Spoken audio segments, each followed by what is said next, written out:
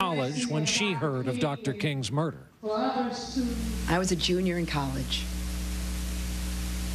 And I remember hearing about it and just feeling such despair.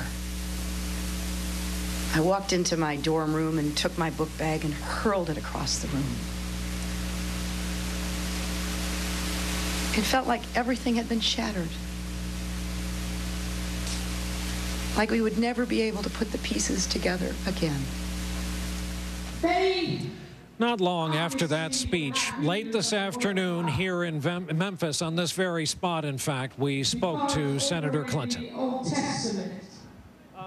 Senator, first of all, this is almost a national talisman. Talk about the emotional impact this place, having seen all those black and white pictures when we were younger, this place has on you.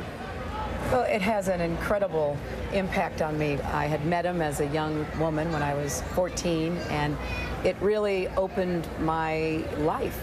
Even as we look out at where we are in our country today with all the unfinished business of poverty and economic challenges and a war that we need to end, it is so reminiscent of what he was talking about when he died, and we have to honor that. Do you see the glass as half empty or half full? As they said during the Constitutional Convention, is the sun rising or setting where race as a topic in this country is concerned?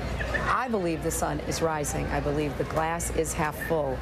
But whether you fill it to the top or the sun actually makes it into the sky without being obscured by clouds and storms is really up to us. It is not only up to those of us in public life, it is up to each of us in our personal life. How can you become the leading voice for matters of race, for fulfilling Dr. King's dream, with an African American also in the race, or does it matter whose voice is the leading voice as long as there's progress on the subject? I think there are so many leading voices, and I am here as a beneficiary of Dr. King. The Voting Rights Act helped me as well as helped those who were waiting in line to vote and being turned away in so many places across the South. I was a young person when we reformed and amended the Constitution so that you could vote at the age of 18. So the emphasis on empowerment and participation that was at the core of the civil rights movement has benefited me and every American, whether we know it or not. Final question. It's been theorized that not having a national conversation on race was perhaps one of the missing elements of your husband's presidency. Can you pledge yourself to a national conversation on race? Well, Brian, I believe that we have to continue it. It is an ongoing conversation. It should never end. And we not only need to talk about race, we need to talk about gender.